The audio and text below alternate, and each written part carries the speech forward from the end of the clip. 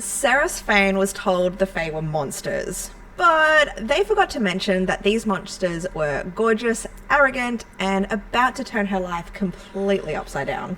Whew. Welcome back, Bookshelf Besties. I'm Christy. And I'm Julia. So, today we are talking about Quicksilver by Callie Hart. But before we get into the brooding, this episode is actually sponsored by our friends at Enchanted Fair. So if you love curated fantasy stores and folklore vibes, you are going to want to hear this. But first, let's get into our 60-second summary! So lame. It's so cringy, I love it. Do you want to do it? Or? What if we scissors, paper, rock? Okay. And loser does the 60-second summary. Deal. Ready? Scissors, paper, rock. Scissors, paper, rock. Oh. Okay. Alrighty. You've got this. I've got this. I literally have just binge read this book for the second time, and I did it at 2.75 speed just to have it refreshed in my mind before we did this episode. Which was 48 hours or something. Yes. Which is impressive. Tops to you. I also made the same commitment saying that I would. I got to chapter 5 and gave up. Wow. Not because I didn't want to. I just realized I was not going to have time to do this. It was literally 2 days ago we decided, yes, we're going to do the Quicksilver episode. And then the same breath we're like, should we re-listen to the book? Just so it's fresh in our minds. And it's just we've got 2 days. It's an audio book. We can do this. You did, and I'm so proud of you. But you know what I'm disappointed about? Is that I had a whole 5-6 hours at work yesterday, and I didn't listen to the audiobook at all until the last hour. And I was like, fuck, I could have been binge listening to this at a comfortable speed. And then I didn't listen to it. I was only 25% in. So then by last night, by the time I went to bed, I was only 50% through the book. So in literally just this morning, I've done the last 50% of the book at 2.75 speed, which was insane. I'm so impressed. But this was one of my top reads from last year. Same. So it's not I kind of had to pay attention to every little detail. I just needed that, oh yeah, and then that happened, and then that happened. Literally a refresh. Because Yes. same. There was so many little things, and I was like, oh yeah, I forgot that happened. Yes. Or oh yeah. Simon. Literally. We were talking just before. I thought Simon was the plant. It's the sword. Simon's the sword. I just remember him. The coolest fucking name for a sword. I remember him just having something and call it. And he was so protective of this plant as well. So it makes sense though that it was the sword. It's the sword. I remember. I've completely forgotten what he did with the plant. I forgot the plant existed. I clearly missed it at 2.75. It happens. Alright, so 60-second summary? Yeah. Alright, so Ceres Fane is our main female character, and she is human. Completely boring, normal fucking human. And I'm going to spend too much time on the start, but basically she's a thief, and she stole a big gauntlet that she shouldn't have stolen, got herself into a fuck ton of trouble, basically gets locked up in the palace, somehow awakens a Quicksilver pool, which is the TLDR, it's a teleportation system. Out pops a male, which is Kingfisher. He essentially rescues her from the shit that she's gotten herself into, drags her back into his Fae world, and all she wants to do is go home, and he's just no, you must work for me now and help me get my army, be able to teleport through the Quicksilver and everything like that. Vampires, everyone, vampires are back. I'm going to talk more about this soon. And basically, there is a lot of her discovering her powers, and that's 60 seconds, so... That's the main gist of it. You forgot to mention how hot Kingfisher is. Yeah, that needs more than 60 seconds. Yeah, we could write an essay on that, honestly. Kingfisher is just something else. Look, we have had shadow daddies before. Obviously, we've got Reese, we've got Azrael, we've got Xaden. Now we've got Kingfisher, and I'm very okay with this. Oh, yeah. Because that was something I wanted to talk to you about, was because obviously, the shadow daddy thing isn't anything new. Mm-hmm. It's been done several times. It's been done several times very, very well, and it's also been done by other people, not so. Mm-hmm. What's the word I'm looking for here? Captivating? Yeah. Yeah? But Kingfisher, it's just I like... feel like he's in a league of his own. Mm-hmm. Like, our Lord and Savior, Rhysand, is obviously, you know, top fucking tier boyfriend material. Like, he is everything we want in a man. But then, you know, Xaden came along and it was like, oh, well, maybe Xaden is everything we want in a man. And then Kingfisher! I gotta say, but after how Onyx Storm ended, I don't know about Xaden at the moment, so I'm on the fence. And even like, you know, Rhys has recently with Silver Flames, my perspective has shifted a little bit. Still love him, but like, he made some questionable choices. Yes. And we can't even say he's only human because he's not human. No. He should know better.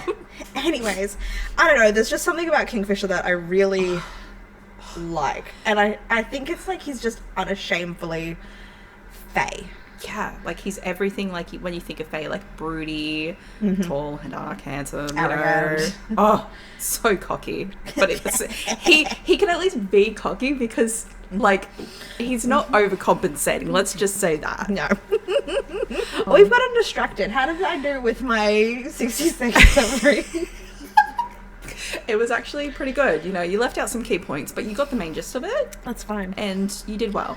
That's fine. Cool. Because I'm like, you know, we're here to talk about the book, so... Not just Kingfisher and how hot he is. Not just Kingfisher. Another thing, like, I want to mention, just let me go on a tangent. I think it's also Anthony Pellini. Oh! Girl. Okay, just cut to like that, you know, that soundtrack from Heated Rivalry. It's like, girl. Because girl.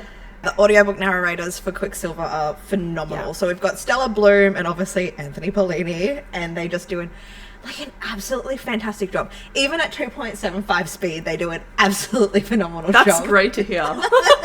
So, I guess if you haven't read Quicksilver yet, this one is... Okay, imagine a world split between two. You've got the mortal realm, you've got the Fae realm, but it's kind of like the Fae realm is bedtime story, you know? Like, it's not a part of the world. They're disconnected, okay? We've got our FMC, Saris. She starts the book just trying to save her brother. He's really bad at gambling. There's a lot of debt. And ends up being dragged into a pool of liquid metal by a man who might be death himself. That's kind of like a spoiler-free summary, I guess, of... Yeah, I don't think anything we've mentioned so far about really spoiler. Quicksilver and my 60-second summary will really spoil it. Yeah, that's just the start, really. This is just like the top layer. We haven't even like tip of the iceberg. We haven't even like pulled our way through the cream or anything yet. Literally, like, ew. The book's like this big. I'm thinking of a cake. Okay, that's better. I was picturing you like actually swimming through cream. Ew. I could have made a Quicksilver pool reference. You could have, but you said cream. I went with cream, apparently. Sorry. And then my mind kind of went sexual as well, and I was like, oh god, yeah, you know, it's fine. It's fine. So, Kingfisher. Yeah. Clearly we have a type. Yeah. And Kingfisher ticks every box. So he's tall, he's broody, he's Fae, tortured, a literal shadow daddy. Can't ask for more. Pretty much. So we've got some classic Fae tropes with him. He's almost 1400 years old. Can't lie, hot. Yeah. Or like every time we read a book where this character is like insanely years old but he doesn't look it, I just think back to Twilight. Like, how long have you been 17? A while. It's a great reference. Yeah, that's all I thought every time. But like, they're aging though. Yeah, but like, but not like aging. Okay, but that's the difference between like Fae and vampires. Is that the vampires are like stuck. Yeah, the Fae are still aging slowly and it's just very slowly die eventually. Like, how is he that hot at 1400 years old? It does make sense. He looks maybe 30. Like, so I think another thing about Kingfisher is that Kingfisher isn't actually his name either. So we don't know anything more other than Kingfisher, Fisher, like whatever Saris refers to him as. And I thought it was really interesting at the start of the book where Saris was asked for her name when she was captured by the guards, and there she willingly gave a fake name. But now that she's in the land of the Fae, she gives out her real name. And it's like, well, now, honey, you're in a place where, like, the weight of names matter. Yeah. And whilst, like, they didn't really get too heavily into it in book 1, I feel like maybe in, like, future books, book 2, book 3, like, it's been confirmed 3 books, we're going to, like, dive into this a little bit more. Yeah, like the weight of names. I 100% agree. Yes. Because I know it was told, like, we haven't read Brimstone yet. No. I know it was told that with Brimstone we do find out Kingfisher's name. Yes. So I am interested to see what it is. Yes. What if it's, like, lame? What if it's Simon? No. Frank. I couldn't. We've got all these cool names and then he ends up being like John or something. And like, we're done. I'd be breaking up with Kingfisher then and there. He's Sorry. not hot anymore. Don't care that you're my mate. Yeah. Because like Kingfisher doesn't use her true name until after they sleep together. I think so. It's like ages away because the whole time he has that nickname for her. Is it Osha? Yeah. Osha, yes. Do you remember what it means? Yeah, it's the name for the butterflies. That's right. That they're in like this really tough terrain in this mountain that I can't remember the name of, and they just survive the harshest conditions just like she did. Yes. I think that's so fucking cute. Yes. And I know I have said to you previously that giving out pet names before you get to know someone is a real ick of mine, but this works in this scenario. Like in this fantasy scenario where like names have weight and true names have like weight to them. Yeah. The fact that he doesn't use it but gives her these like nicknames instead, and obviously not obviously, but like it's later revealed in the book that he always knew she was going to be his mate. So it's kind of like it feels fitting that like he gives her this nickname kind of straight away, and she thinks it's the most annoying thing. Yeah, she's like, what the fuck are you saying to me? It's like thinking stop it's calling some me Osha. random language. And yeah, he doesn't tell her until he tells her early on, but like it's still a bit. No, it's definitely after 50% of the book, because I definitely listened to it today. Okay. Yes, so it's not until like we're well and truly into the story. Honestly, it all blended into one. Yes. At 2.75 speed. Yes. Yeah, because she does mention her name pretty much off the bat to his sister. That's where you get introduced to his stepsister Evelyn when she wakes up in the Fae realm. And that's why she mentions her name, because she wants to tell the truth. I don't know why. Like, why did she want to tell the truth to this stranger? So I feel like there's more to that. Yes. I feel like there's a lot more to that. Going on to a theory already. I'm ready. So she's mortal, and we do find out, spoiler alert, we do find out later on. The whole I know, this whole thing is spoilers. Is going to be spoilers now. But we find out later on that Kingfisher's mother was an oracle, and she had a vision of him and Ceres being mates, but she was Fae in this. So she had like Fae characteristics with the ears and the teeth and everything in all of her visions. Yeah, but then we find out later on that Zorith, the god, had changed. Not just any god, he's god of chaos. God of chaos, like the trickster god. I kind of think of him as like Loki. Yeah. He changed wood. I guess I don't even know what he looks like, but wood. Neither. He changes like the thread of the fate, essentially making her mortal. And like, there's a whole thing to that. We'll get into that later. But do you think that with him playing with that thread, because she was supposed to be Fae, maybe she had, this is like such a weird tangent, but maybe she had this like Fae characteristics, like she had to tell the truth in the Fae realm. Oh, do you see where I'm going? Oh, I like this theory. Thank you, that just came to me because like I know I said before, like classic trope where Kingfisher can't lie, but that's because he's an oath-bound Fae. There are still some Fae that can tell lies, but they kind of give up their honor in doing that. Yeah. That's a really good point. But she's still, here's the thing, she still tells lies in this realm, especially to Kingfisher. Yes. But like maybe there's something to do with Evelyn, maybe there's something there's just something. I just have a feeling. You know what? Let's put a pin in that, because Yeah. that could be something. It could be something. It could be something. It could be I don't nothing. know. I like it. I like it though. Yep. Do you think we're going to find out more about his mother Yes. in book 2? 100%. So we know that she died. I know we kind of got like an explanation when it came to Bellicon, whatever, marrying her out of the blue. Like, Yeah. It wasn't out of the blue though. It was because she had her powers, and he's like big on He's like a collector. yeah, He kind of gave off the vibe. But it's more out of the blue because he marries her after her husband goes through a Quicksilver portal and is never seen again. Because the Quicksilver portals have been...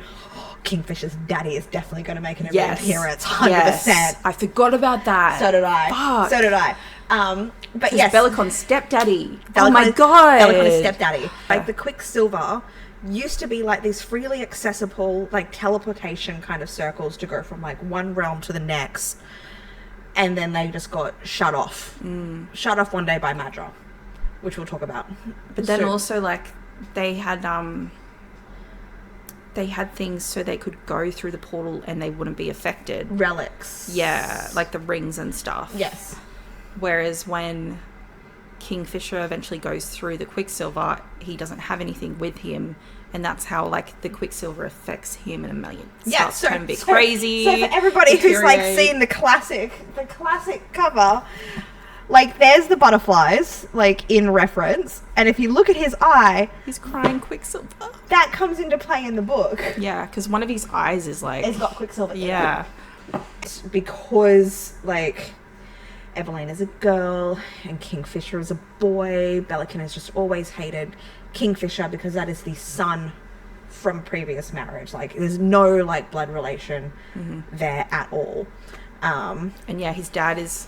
Kingfisher's real dad is, like, disgraced, essentially. Like, yes, that's the word. Thank you. Yeah. He's definitely still alive somewhere. Like, 100%. You reckon? 100%. Okay. I believe he's still alive somewhere.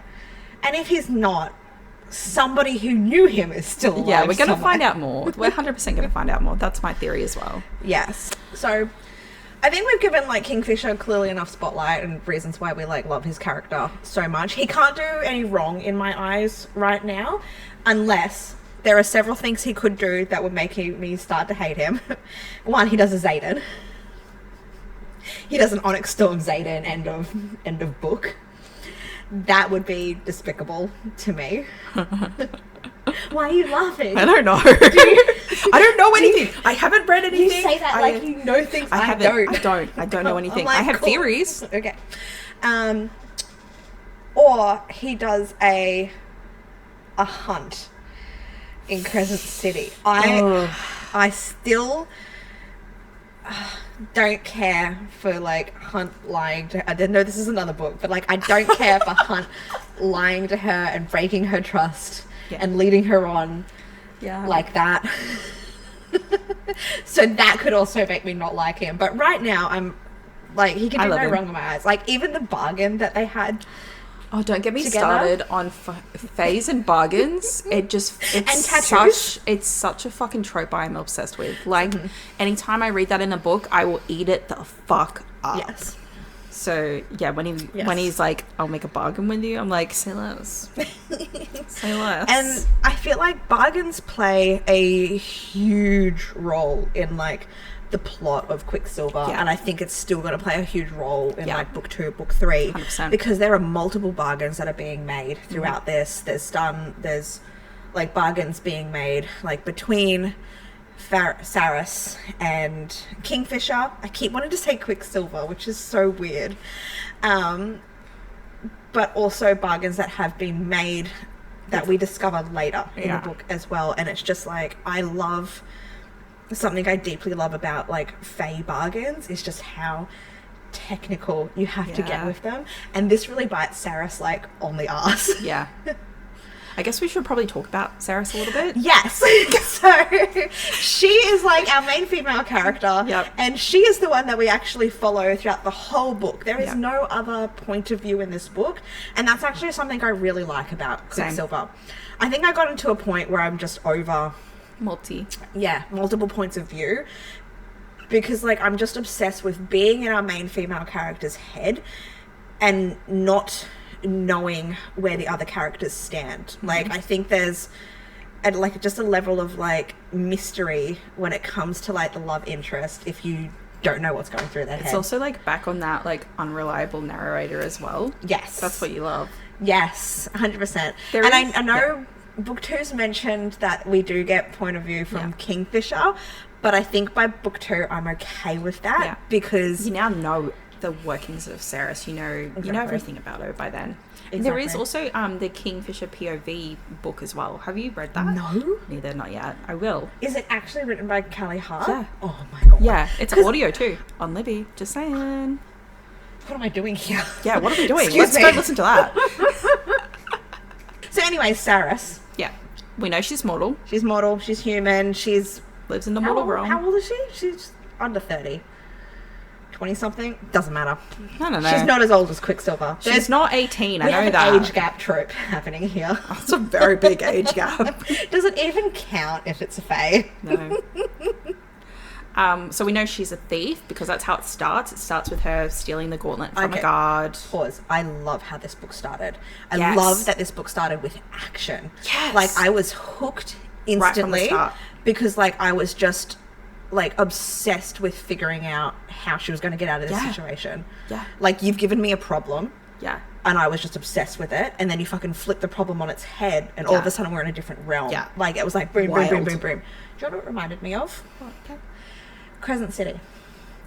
And I think that's why I liked Crescent City so much, is like, here's a story, I was falling in love with the characters, then all of a sudden by chapter 5, things were not like the same story like anymore, like flipped on its head. Yeah, we stayed in the same realm, unlike this one. Yeah. But like by chapter 5 in this book, I'm like, I already know who Saris is, like I know who she cares about. Even like, it's like, the world is interesting as well. And like, but also like I think I loved this so much because it wasn't too much, too much world building, because I get bored very easily. But this was done really well. Yeah, Callie Hart's done a good job of, here's my world, here's why it's different. And now not like info dump. No, and now we're going to flip it on its head and you're in a different realm. And it's like the struggles that Saris has, even with like drinking a glass of water at first. Yes. Because like where she's come from, water is rationed and it's like this luxury resource. Obviously everybody needs it to survive. Yeah.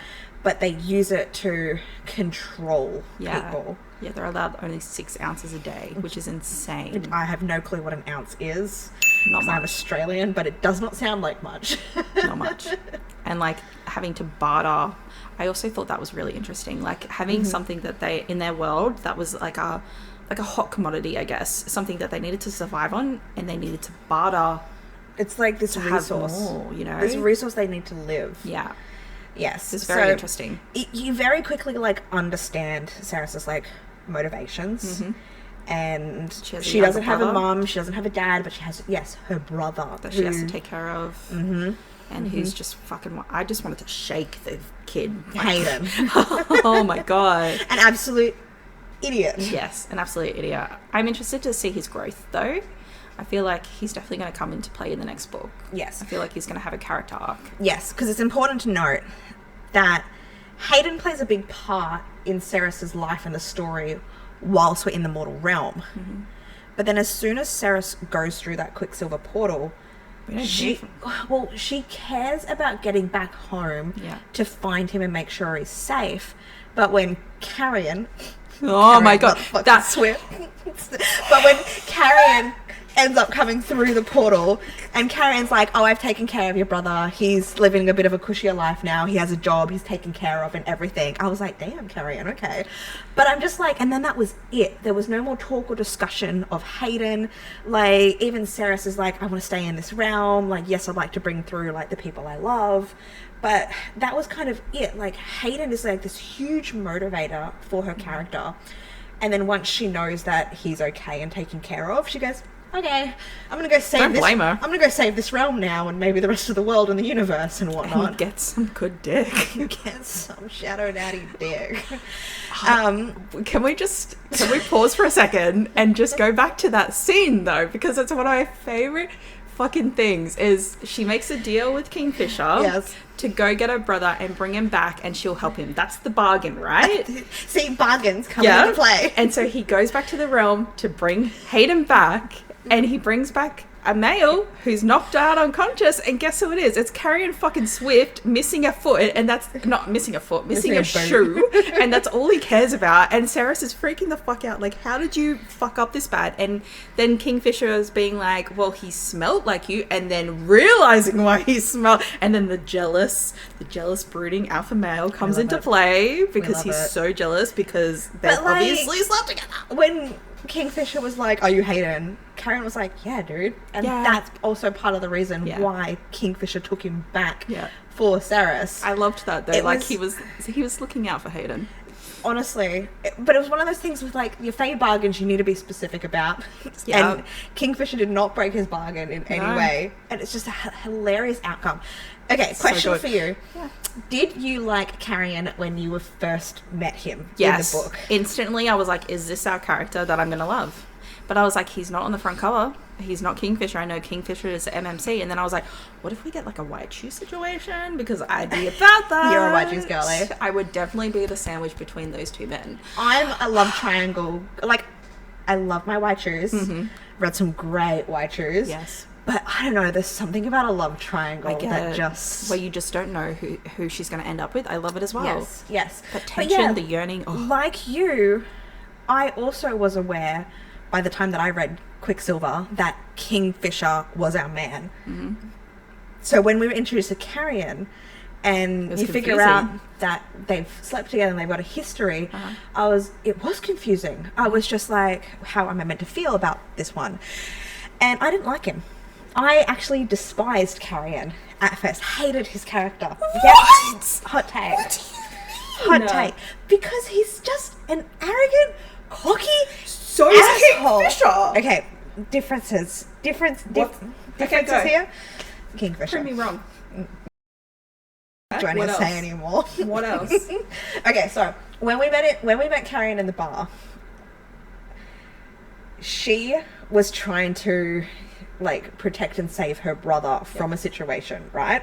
And Carrion was the one that, you know, instigated it. Exactly. And like they had this deal in place where he wasn't going to gamble with her brother anymore, and then it still kind of happened because his brother, like her brother, is just not, he doesn't think straight. He doesn't think through the consequences. Yeah. And he's just all like, I think it was just the cockiness over the fact that they'd slept together, and he kept bringing it up and just reminding her and being like, well, we can do it again, you know, it was great. And okay, I did like that when she was recounting the fact that they slept together, she was like, and why did he have to be so good? Literally. Like, he clearly had an effect on her. I just didn't, and like when she was thinking about the detail, like he went into like when they did sleep together, like how he spent so much time going down on her to make sure she got off before he got off. I was just like, man, Carrion Swift can fuck. He can fucking fuck. There's no denying it. But I did not like his character when I first met him in the tavern. But then he grew on me, and I went through this journey. So here's the thing: when Carrion Swift popped out of that portal instead of her brother, I was as angry as Ceres was. I'm like, fuck! We just got rid of this guy. We left him behind in the mortal realm. We now know Kingfisher, and here's Carrion fucking Swift back. But man, he provided some great banter. Honestly, he's one of the best characters. Yes. I'm like, He made that book. I know I said I didn't like him at first, but he really, really grew on me. If he ever dies, I'm rioting. It's going to be a Liam situation. Oh, you're not allowed to bring that up. Sorry. Liam. Sorry. Fuck. But yeah, Carrion was a great asset to this story. But it, like I said, it took me a little while for me to warm up to him. It's just blowing my mind. And I think it's just because I went on a journey alongside Saris of starting to You're really in her him. head because she hated him. She despised him. She loved. I've said it before. I just trust what I'm being told, and if I'm in like this one person's head, I'm like, that's the perspective, that's the opinion. Like, I feel like that leads my way. That's our differences, because I question everything, whereas you're like, okay, this is where we're going. A multi-POV story. Yes, I do. When it's done well, though. Yes. If it's not done well, I don't love it. Then I get confused. But yes, I guess like segueing back to Saris. We didn't want to talk about Karen Swift anymore. We're coming back to him, okay? But I just want to go back. I want to know more about Saris's mum. Yes. So we kind of find out is that her mum was a rebel and like kind of not led the rebellion, but was high up in that. She gets found out and she gets killed brutally. Yes. They watch it happen and all this stuff. I want to know more about this whole rebel situation, because obviously that's how the water situation came in. Like Section 3 got quarantined. Yes. I want to know about this rebellion, you know? Yes. Like there is clearly more that we need to learn about the mortal realm that we've only like touched the surface on. Yeah, we kind of just like, here's the mortal realm, now we're in the Fey realm. Forget about the mortal realm. I want to know more. Yes. I want to know more about her mum. I want to know about her dad. For a lot of the beginning, I thought Elroy was her dad. Oh, because Elroy was in love with her mum, but it was just like, and he ended up still being that father figure to the boat for them. Yes. So I just want to know more about... There's a history here. I want to know. There's like, why was it mentioned? It's going to come up. It's going to come up. It's definitely going to be in like one of the future books. If not book 2, then at least by book 3. Yeah. Yeah, cool. Now you've got me thinking about that stuff. I know. It's literally, there's so many like rabbit holes we could go down. Like, so many. There's so many theories. This is what I love about fantasy books. Yes. About fantasy books that we love is when you read something and then you have to wait for the next book. I also love waiting for the next book. Same. You have time to think about all the ways it could go. All these different theories. Okay. So, Go. Are we going to get Akatar with Kingfisher? What do you mean? No, Akatar? they're mates. Oh my god, don't you dare say that. I was just like, wait, we're in book 1 and we're in love with this man. They're endgame. They're mates. They are God bound. Oh my god, let's get into this, okay?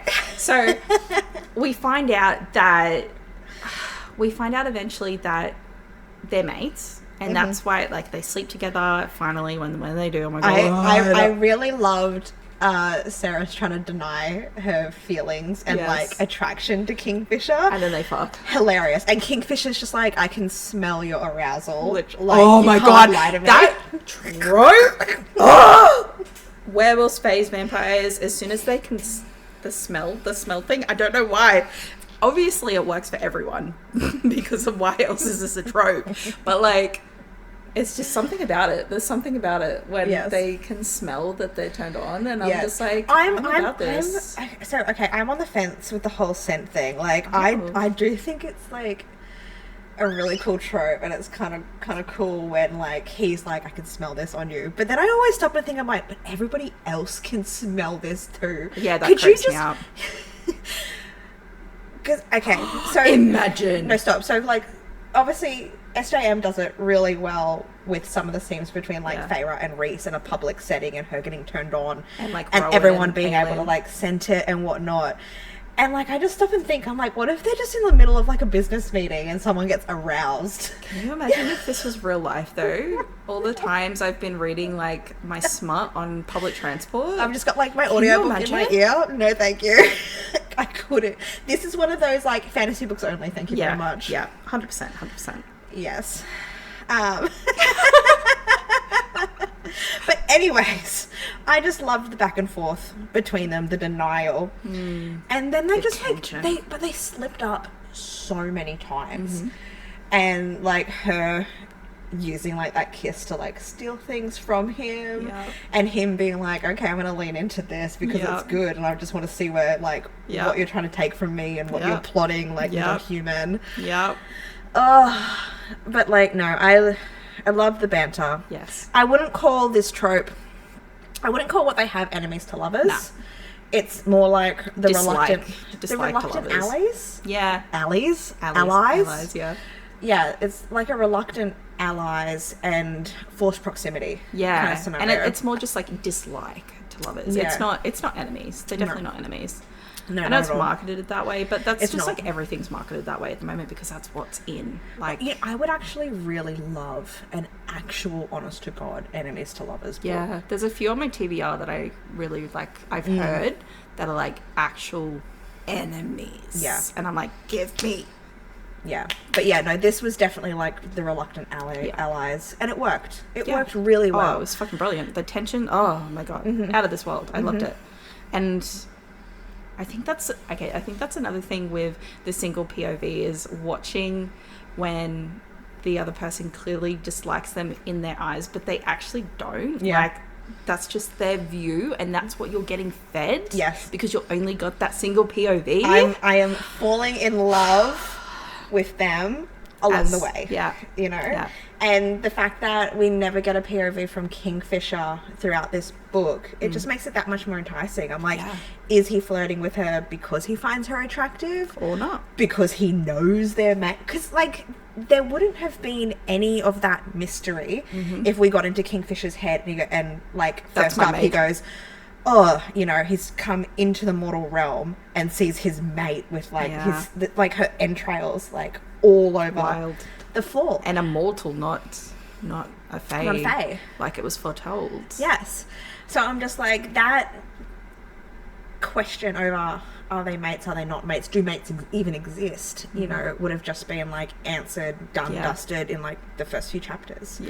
So like by the time we figure out that there is mating bonds, they've already fucked. Kingfisher wasn't the one to reveal it to her either. She stumbles across this information by accident, because after they do fuck for the first time, she starts getting like these tattoos on her body. I tell you now, I love tattoos in my fantasy books for like bonds, for mates, like give me some kind of deal or bargain, make it have meaning. And I'm just I'm sold. I'm sold. I've ate, you know, 100%. So yeah, she stumbles across the fact that they're mates by a complete accident, and I love this trope. I love the accidental. Wait a minute, that man is my mate. And then like going up to him and being like, "What the fuck, bro? Like, what the fuck? You got some shit to tell me." And then just the denial. And then him being like, fine, I'll get rid of it. And like he makes the tattoos disappear for a while. He's like, it's just temporary. And her being like, it's the illusion that they're not there. She can't see them and everything. Just no one else can see them. And then you find out that it's okay. This was so fucking cool though. Like the whole, you've got the mate bonds, which is normal, but then you've got the god bonds. Yes, because I was going to say that's another thing that Callie Hart's done really well. Is like clearly mates. It's not like a new concept. Like we've been fed mates in like so many fantasy books now that it's just got to be done right. It's got to be done differently for it to still have that, I think, excitement for me. Almost like if we get to like chapter 3, they've just met and he's snarling like, she's my mate, I'm like, well, there goes the chase. You know, there goes that mystery. I really liked how she did it in this. I loved it. And I loved the whole concept of the godbound thing, and how it was like unheard of. It was like a fairy tale that they told their children, like the Fae people. And that it was like this god tier, like the gods had fated you to be together. Like there was no denying it. You were meant to be together. Like this was fate. And that's the thing that she's done differently, or at least what I haven't read in like a fantasy book previously that's had mates. Is like, yes, there are mates, but there's like different levels. And then that level to be like godbound, so unheard of, so rare. Like It was just fucking cool. Loved it. It was so cool. I think it's just, I also liked how the gods came into play in this, but we can talk about that later, because these like godbound mates, like you were saying, it's a thing of fantasy, even in their story, like nobody believes happen. it. And like people that do get married or do get mated can get the tattoos as a way to be like represent their love, their unity, but don't not everybody gets tattoos either. They don't just exactly what's happened between Ceres and Kingfisher. They just showed up, and then that godbound mark showed up, and he knows but she doesn't, and it's just I know something you don't know. Very well done. No, I fucking loved that. I thought it was absolutely brilliant, and I'm definitely interested to see more into it in the next. Yes. You know, how this kind of continues on, I guess. Okay, can we talk about the bad guys? Fuck yes. Because there was just like so many points through this story that I didn't really know who our antagonist was. Like, obviously at the start we have Madra, who's the Queen of Solvarin. Yeah, she's the Undying, Madra the Undying. Yeah. A human that hasn't died, lived for thousands of years. Yeah. I'm like, that in itself, I need more of an explanation. There was like rumours and stuff that she had made a bargain with Fae for that to happen, and she had closed the Quicksilver to stop the Fae because of... That was another thing though. Everyone in the mortal realm thought the Fae were the bad people. Yes. Like, that they were these terrifying creatures that would kill them and stuff. Yes. They weren't. So that's the thing. This is the thing. Unreliable narrators. Unreliable narrators. So then we get into the Fae realm, and Bellicon. I thought Bellicon was going to be the bad guy. Well, I didn't. Really? Because I thought there was more to him. I had a bad feeling. Yeah, because like the thing with Bellicon is that obviously he comes across straight away as being like a massive dick. Because everybody in the court like despises Kingfisher. They call him like a dog. Yeah. So, because he's like the bastard son.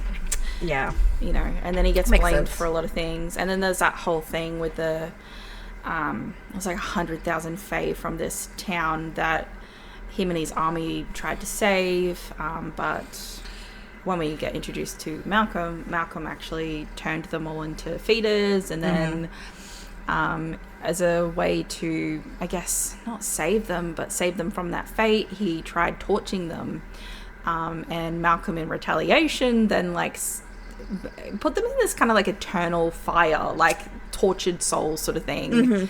And Kingfisher disappeared for a long time. It's like it's a couple of years or something. 100 years? Yeah. And Bellicon just made it out that, you know, Kingfisher killed all these people and then disappeared. He's a disgrace, you know. When in reality, Malcolm had put him in this like maze labyrinth bargain thing to essentially, if he could find this coin in this labyrinth, the people would be set free and, you know, just die and not be in this tortured state. But the good old didn't bargain properly. Didn't pay attention to the bargain. It was this bargain was so close to being like, surely like nothing can ruin this bargain, but it was all riding on a coin flip. But the coin never hit the ground. So, and he could never find the coin.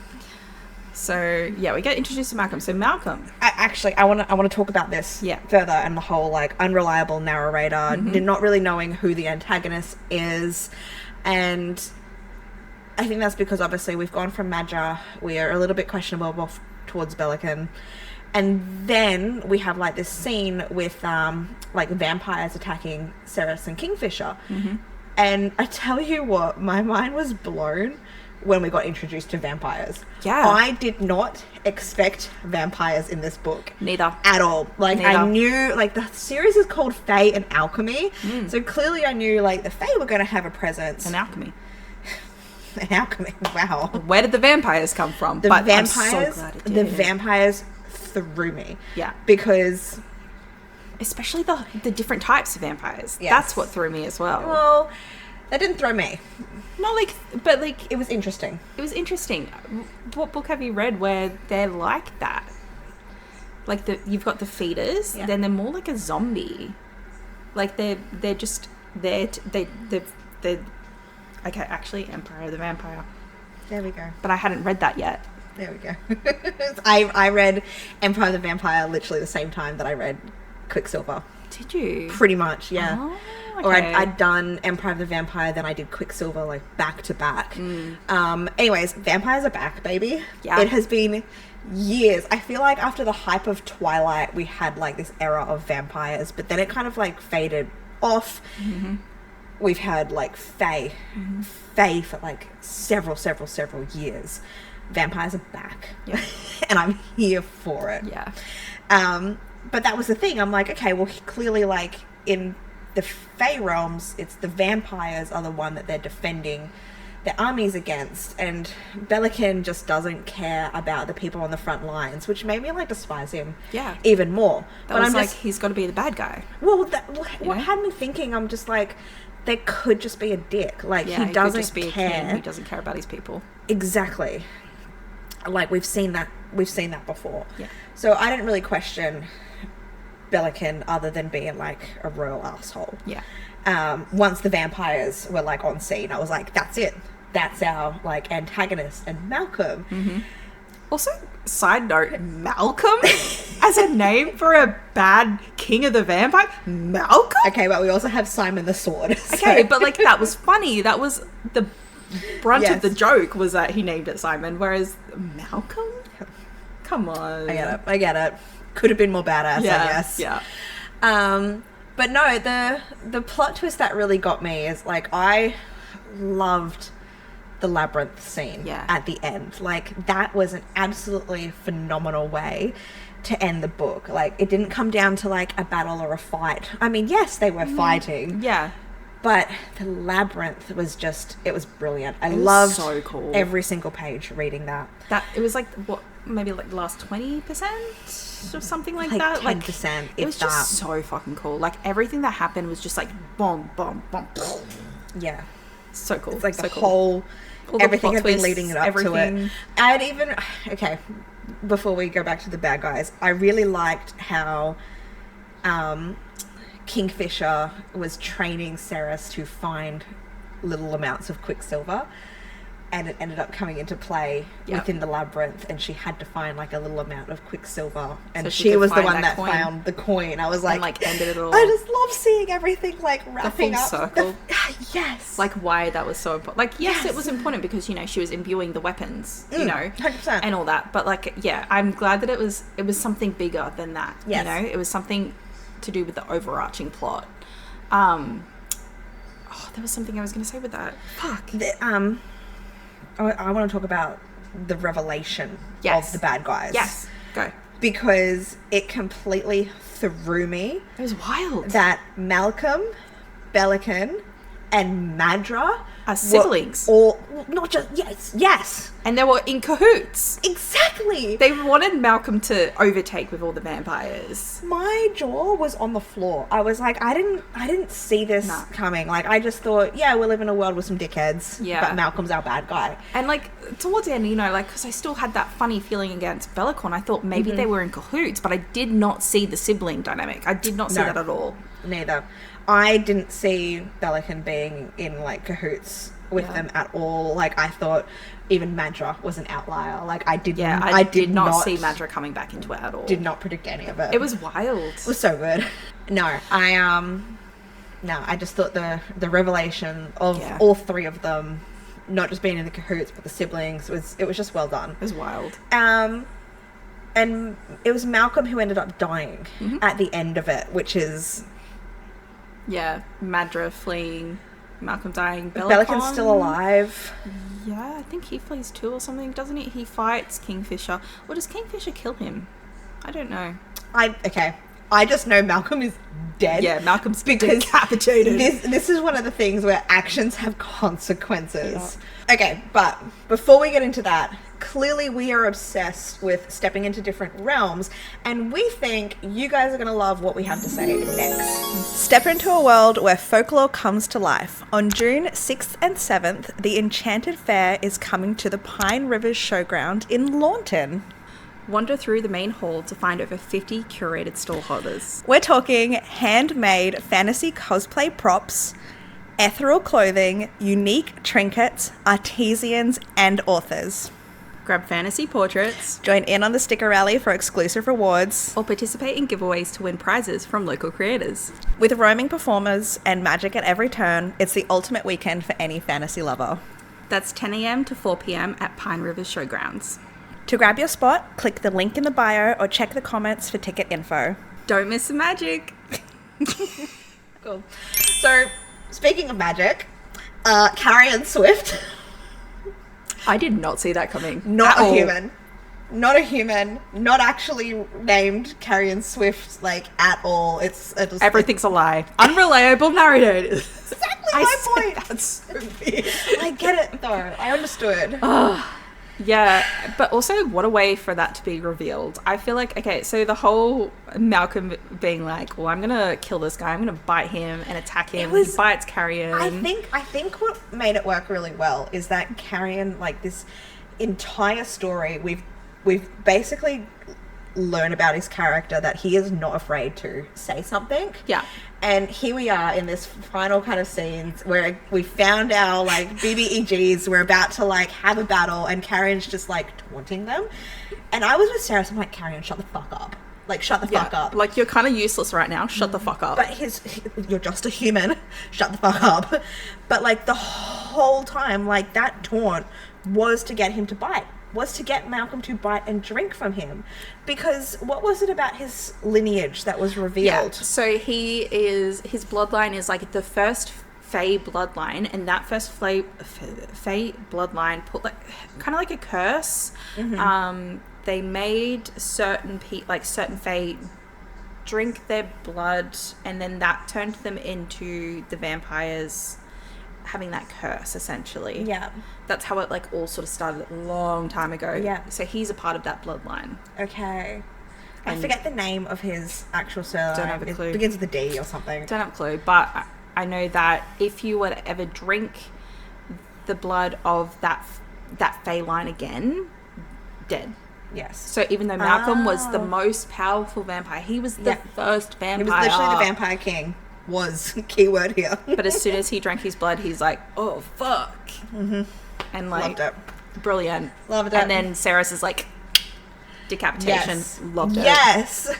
And then the whole, okay, onto that, like segueing onto that, the whole, if you kill the king, you become the next in line. Because he never thought he was going to die. So Yeah. he never named an heir. Yeah. And what that meant in vampire law is that whoever then killed the king became the next ruler. And in this case, it's fucking Ceres. And oh my god, wild. But then in doing all of that, like there was a fight scene. She ends up She's getting basically dying. harmed. She's dying. She's on death's door. She's out of it. There's no way that they Kingfisher's can help her because trying to get to her, and he can't in time, so he can give her. We didn't even talk about that. The whole know, he can give a part of the his the soul-bound thing. It's fine. Fucking That's hell. Renfest, isn't it? No, Lorith. He gave Lorith? Lorith. He saved Lorith a long time ago. Lorith. I loved Lorith, by the way. Didn't even talk about him, but I loved him. Anyways, I liked. Again, it's just one of those concepts in this book. This book has so much to it. Yeah. But yeah, so essentially, like, one Fae can give part of their soul to another Fae, but what that means is it's essentially like if one person dies first, the person that gave the soul, they're trapped until the other person dies. But if the other person dies that has been given the soul returns to them. Yeah. And because Kingfisher had already given his part of his soul to Laura, he couldn't give part of his soul to save Ceres in this instance. So I Or kind he of... could. No. He just couldn't get to her in time. No, he couldn't. He couldn't do it. Could he? Yeah.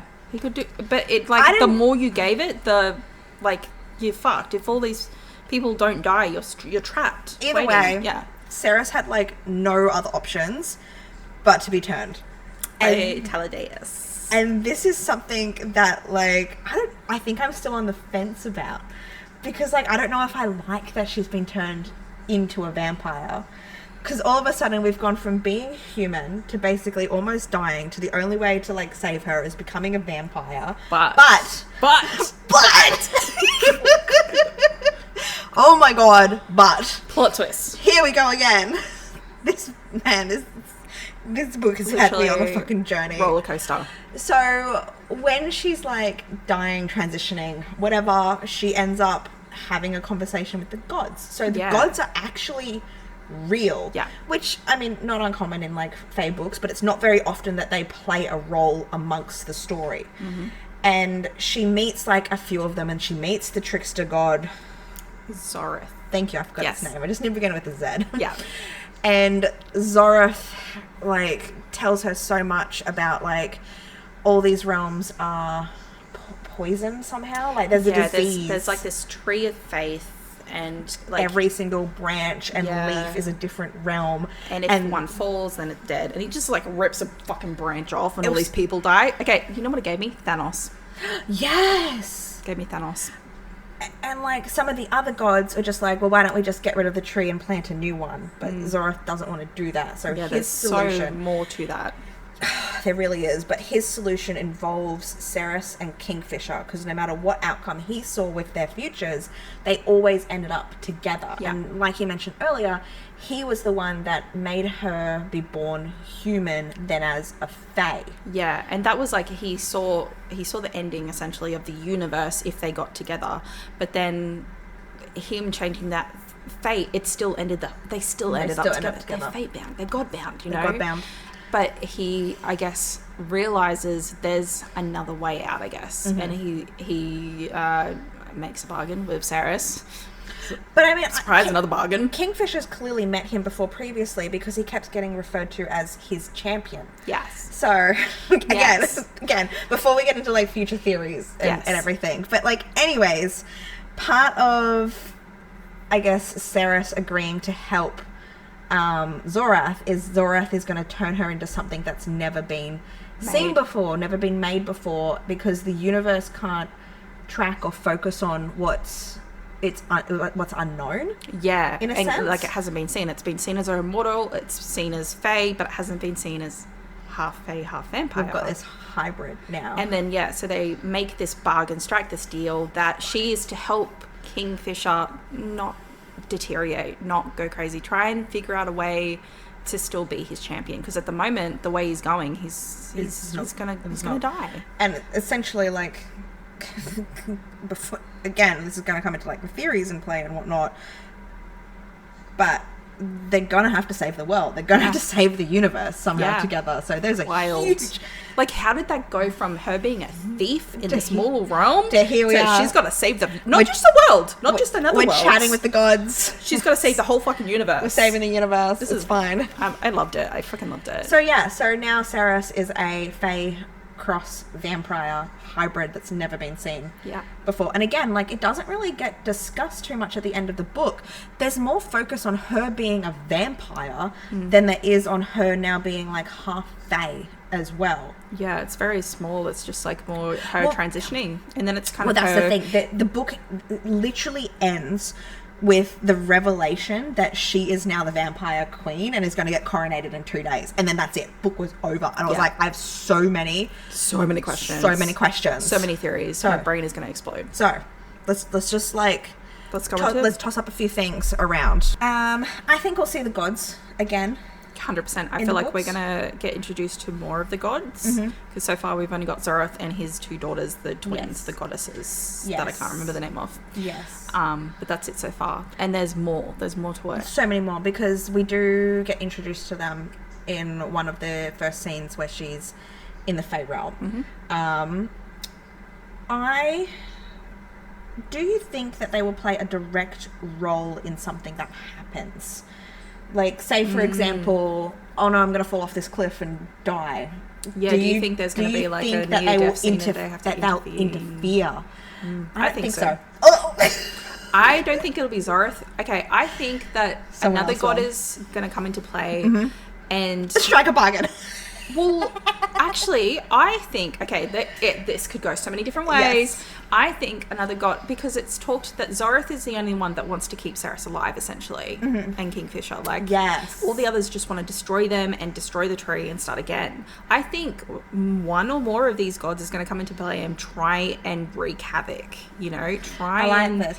They won't be able to see Ceres being a Fae cross vampire, but they can still meddle with Kingfisher. Yeah, and I feel like there could be another thing. What if another god strikes a deal with Kingfisher? Well, I was just about to say, like, do you think being mates that if one dies, the other dies, especially being god-bound? 100%. That's 100%. They're god-bound. Okay, I like this. With her being like a Fae cross vampire, she's gonna have to feed. Yeah. How's this going to come into play? But like in what capacity? Like, is she just going to feed from Kingfisher? Because obviously we know Kingfisher is fed from her. Which, again, is an interesting... Hot. Interesting thing. Hot. That Fae also can drink blood, but it's considered like a sexy kind of... Oh. We don't really... It's a taboo kind of thing. It's another like little trope that if it's in a book, I'm like, smash. Yeah.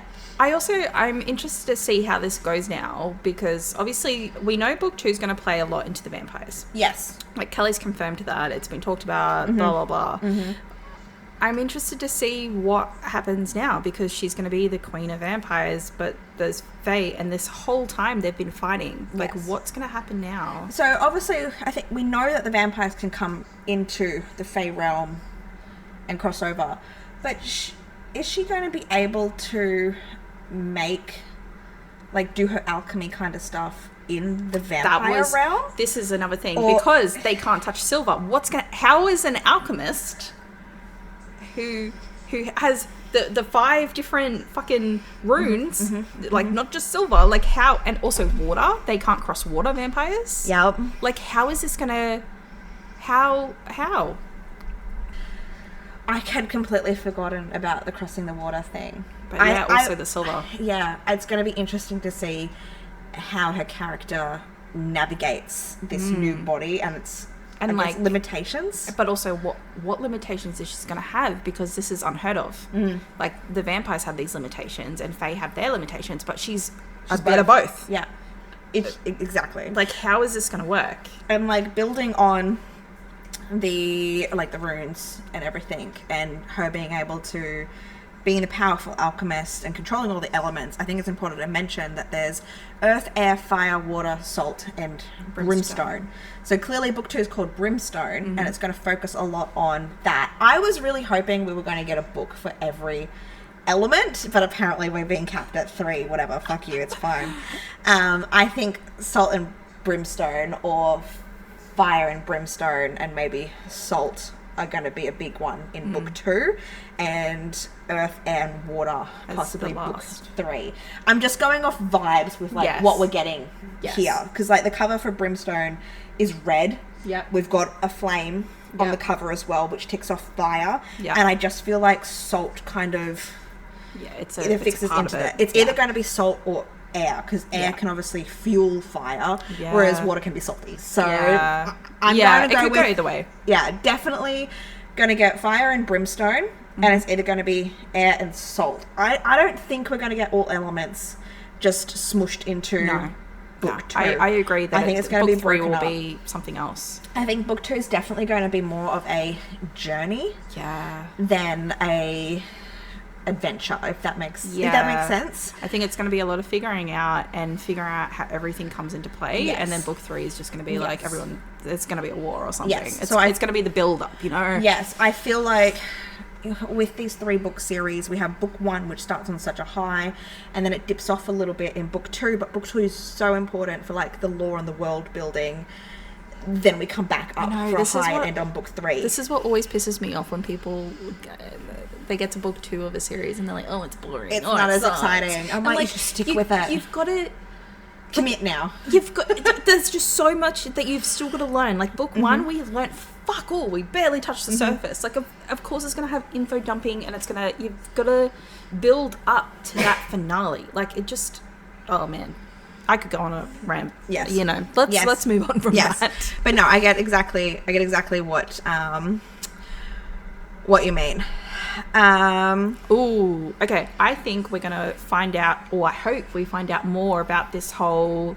I already touched base on it about the whole rebellion. How with Section the mom and 3, everything. Yes. how it then got quarantined. Like, I feel like we're going to have some more back lore Yes. on what happened in the mortal realms. Yes. Like, how it got cut off from the Fae, and then leading on to how it got to where Ceres is. I feel like we're going to learn more about that. That's my theory. That's where I want it to go. Anyway, I'm gonna send this wild Go. now. Werewolves. We've got fae, we've got vampires. They've even like touched on witches. Yeah. We didn't get to see the witches, but it's they were discussed. like a 2%. Yeah, it's literally just a sentence. Werewolves. I think we'll get werewolves. Oh, yeah. I think we will get That'd be werewolves. cool. I mean, like, if these other ones exist, they exist.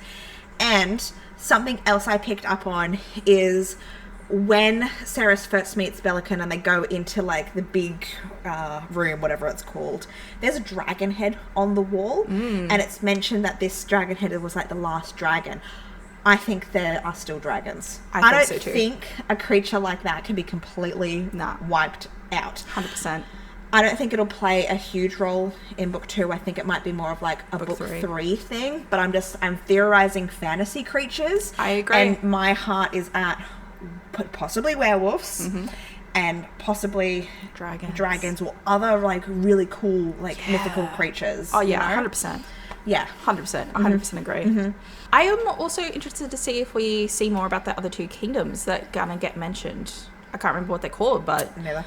I think we'll touch on them. Like maybe they have to travel to one of them to maybe come together to go against this war. Well, see, I think it's a book 2 thing. Yeah, I think it's a book 2 thing. We're gonna learn more. We're gonna explore more of the world. Do they have allies elsewhere? Maybe she has to go to other realms to help.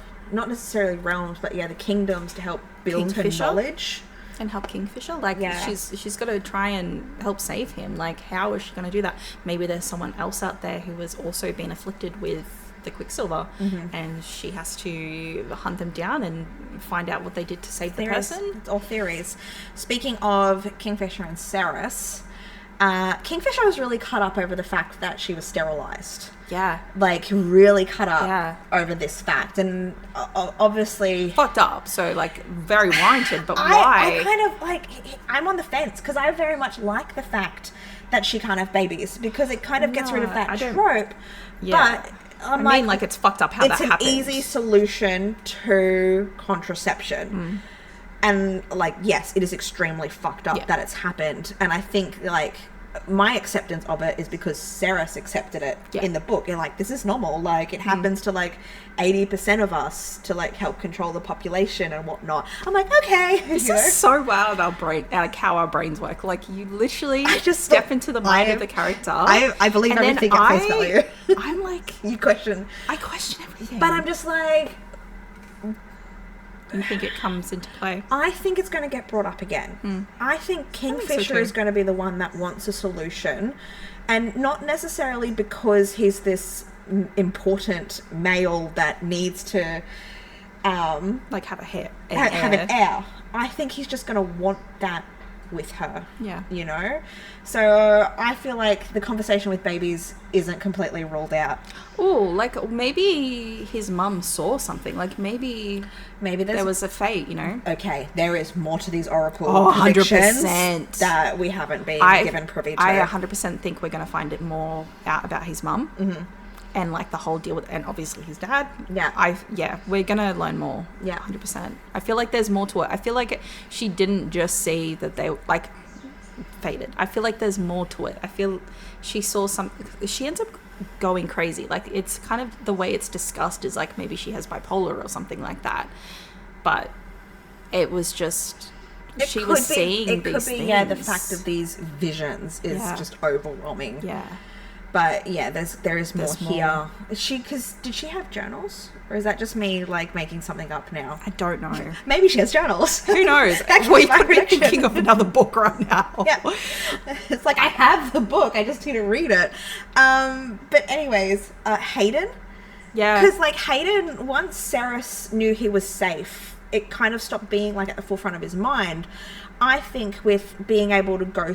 we're definitely going through Quicksilver portals in book 2. 100% are. Yeah. She's going to end up getting back to the human realm. I feel like we're going to find more about the human rebellion, but we're going to find out what's happened to Hayden. Do you know what? Okay, my wild theory is I think that he's grown since.